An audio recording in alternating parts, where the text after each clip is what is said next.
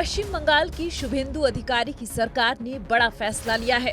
सोमवार को दूसरी कैबिनेट बैठक में सरकार ने धर्म के आधार पर दी जाने वाली सरकारी मदद को बंद करने का फैसला लिया है।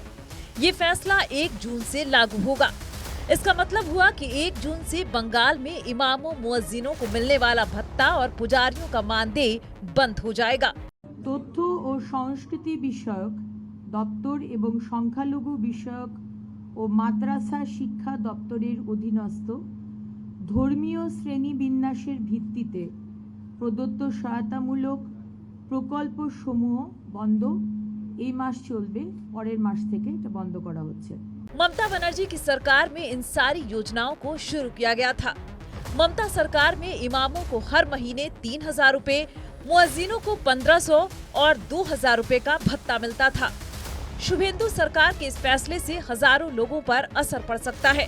ममता सरकार में इमामों, मुअज्जिनों और पुजारियों को हर महीने भत्ता मिलता था, लेकिन अब 1 जून से यह सब बंद हो जाएगा। इसके अलावा और भी कई योजनाओं पर इसका असर पड़ सकता है, लेकिन डिटेल नोटिफिकेशन आने के बाद ही तस्वीर साफ हो पाएगी। इमामों को भत्ता की बात करें तो 2012 में इस योजना को शुरू किया गया था। इमामों को हर महीने 2,500 रुपए मिलते थे। बंगाल में चुनाव से पहले ममता सरकार ने इसे 500 रुपए बढ़ाकर 3,000 रुपए कर दिया था। इमामों के बाद ममता सरकार ने मुअज्जिनों को भी मासिक भत्ता देने की योजना शुरू की थी। मुअज्जिन मस्जिदों में नमाज के लिए नमाजियों को बुलाने का काम करते हैं। मुअज्जिनों को हर महीने 1,500 रुपए मिलते थे।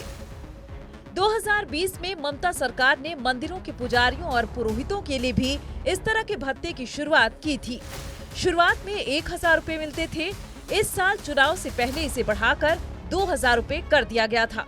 पश्चिम बंगाल में 9 मई को शुभेंदु अधिकारी ने मुख्यमंत्री पद की शपथ ली थी।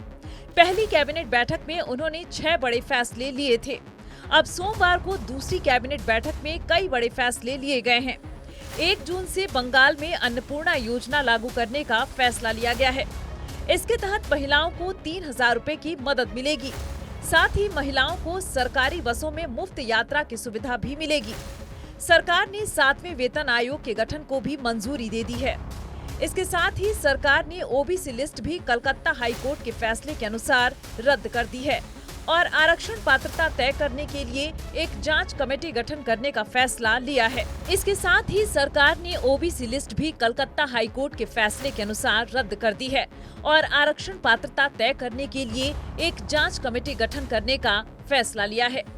In principle, approval of Annapurna Yojana scheme under Women and Child Development and Social Welfare Department at the rate of 3,000 per month with effect from 1st of June 2026. In principle, approval of the scheme for free transportation for women of the state of West Bengal in all state-run buses of West Bengal with effect from 1st of June 2026. Constitution of 7th State Pay Commission for revision of pay structure of state government employees and employees of statutory bodies, boards, corporations, local bodies, educational institutions, etc.